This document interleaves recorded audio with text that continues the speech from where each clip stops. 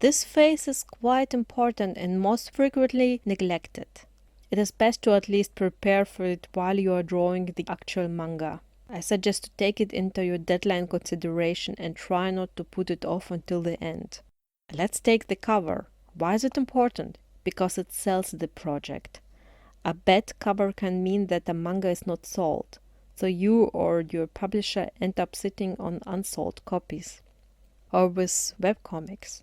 A bad cover can mean less clicks, and depending on the model used by the website you uploaded to, it may mean less or no revenue at all. So take your time developing a cover illustration.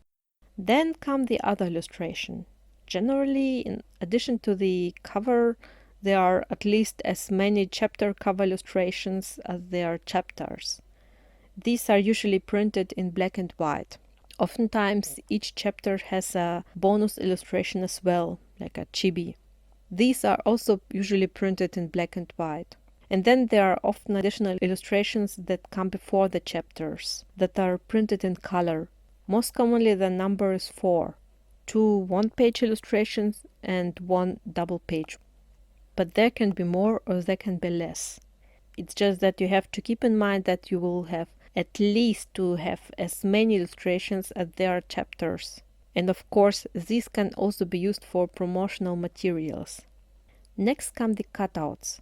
Cutout mean an illustration of your character without a background so that it can be used for promotional purposes.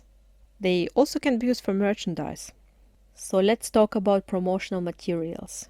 These include illustrations, short and spicy descriptions of your manga, or blurbs from other creators. If you work with a publisher, they usually take care of that and only request what they need from you, for example, illustrations. But if you create and publish the manga yourself, you have to take care of that as well. No matter how good a project is, if people don't know about it, and they often find it through others, they won't buy it. So try to get as many eyeballs on your project as you can. Next is the merchandise concept. Merchandise is a great way to have additional income through your manga project. It can be many things like posters, bookmarks, stickers, stationery, for example, post-it notes, pens, pencil cases, folders, notebooks. Or it can be things like t-shirts, bags, keychains, and many other things. Of course, this means additional production cost, and you have to know your audience. If you have the opportunity to have a booth at a convention, try selling merch and see what sells best. Different creators attract a different audience that buys different things. I suggest not to go overboard at the beginning. Try not to have more than 25 pieces of each merch type in the beginning. See what sells best. And of course, if you work with a publisher, they usually take care of the production cost and distribution of merchandise as well. On a side note, you should know that in Japan, most money is made not by drawing a manga, but by having it turned into an anime. Why?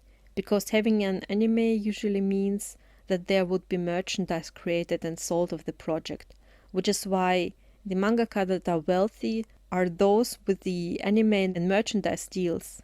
Those without anime and merchandise deals usually barely earn enough to get by. I have to work a regular job and create manga on the side.